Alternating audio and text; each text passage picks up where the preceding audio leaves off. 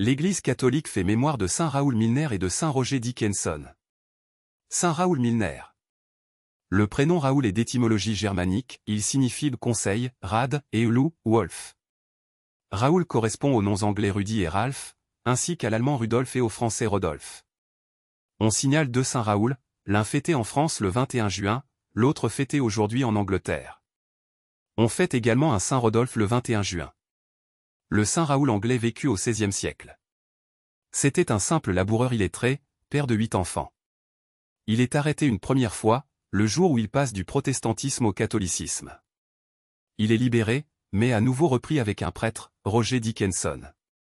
Le juge tente l'impossible pour lui faire abjurer le papisme, mais Raoul persévère dans sa foi catholique, il est pendu à Winchester le 7 juillet 1591.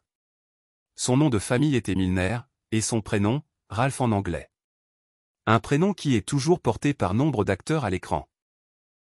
Raoul, Rodolphe, les saints du jour ne sont pas seulement les autres, qui vécurent autrefois. Chaque baptisé est appelé par son Seigneur à la sainteté au quotidien. Il s'entend redire, comme l'apôtre Paul constatant douloureusement ses faiblesses, « Ma grâce te suffit. Ma puissance donne toute sa mesure dans ta pauvreté. » Saint Roger Dickenson. Il restait à peine 100 000 catholiques en Grande-Bretagne quand la reine Élisabeth, fille d'Henri VIII, créa l'Inquisition anglaise. Les catholiques ne pouvaient ni sortir de leur village ni assister à une messe romaine sans payer une forte amende, pour les prêtres, sans encourir la peine de mort. Milner était un laboureur illettré et Roger Dickenson un prêtre. Ralph, arrêté pour avoir entendu la messe, ne pouvait payer l'amende. Il fut jeté en prison et comme il avait aidé le prêtre, ils furent tous deux pendus côte à côte. Saint Raoul Milner, Saint Roger Dickenson, priez pour nous. Évangile. Ma fille est morte à l'instant, mais vient, et elle vivra. Alléluia. Alléluia. Notre Sauveur, le Christ Jésus, a détruit la mort. Il a fait resplendir la vie par l'Évangile. Alléluia. Évangile de Jésus-Christ selon saint Matthieu.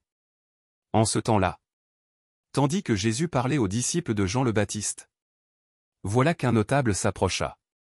Il se prosternait devant lui en disant : Ma fille est morte à l'instant. Mais viens lui imposer la main. Et elle vivra. Jésus se leva et le suivit, ainsi que ses disciples. Et voici qu'une femme, souffrant d'hémorragie depuis 12 ans, s'approcha par derrière et toucha la frange de son vêtement. Car elle se disait en elle-même : Si je parviens seulement à toucher son vêtement, je serai sauvée. Jésus se retourna et, la voyant, lui dit : Confiance, ma fille. Ta foi t'a sauvée. Et, à l'heure même, la femme fut sauvée. Jésus, arrivé à la maison du notable, vit les joueurs de flûte et la foule qui s'agitait bruyamment. Il dit alors : Retirez-vous. La jeune fille n'est pas morte, elle dort. Mais on se moquait de lui. Quand la foule fut mise dehors, il entra, lui saisit la main. Et la jeune fille se leva. Et la nouvelle se répandit dans toute la région. Acclamons la parole de Dieu. Louange à toi Seigneur Jésus.